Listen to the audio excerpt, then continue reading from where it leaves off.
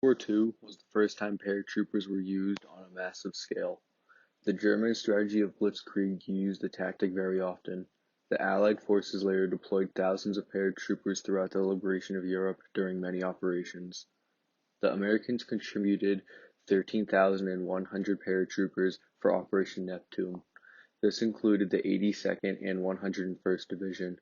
Supreme Leader Eisenhower personally inspected the 101st the day before the invasion.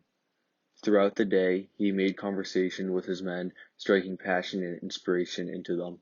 They would need this, as the next day they would strap up in 160 pounds of gear.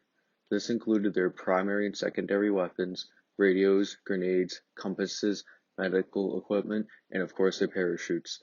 Soon after, they began to board their Douglas C-47 Skytrains, aka Dakotas.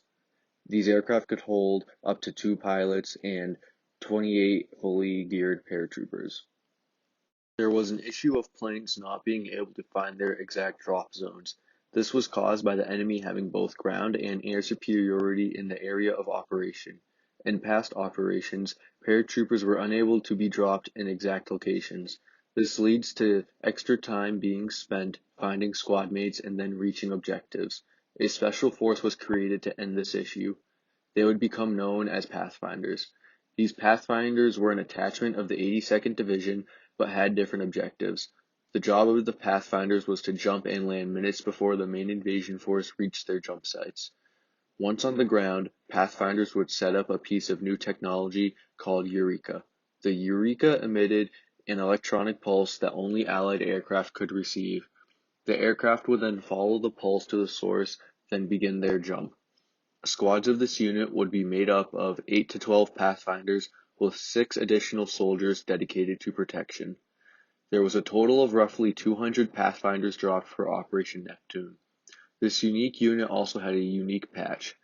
The patch has a lit flame on top of a torch with a wing coming off the torch. The torch represents the unit's purpose to guide the way for others. The wings represent the airborne aspect of their job. Airborne units were considered the elite units of World War II. All Pathfinders were made of a volunteer force only, which had to reach special qualifications. These men were the bravest on the battlefield, always being the first on the ground, behind enemy lines, leading the way for everyone else. There was an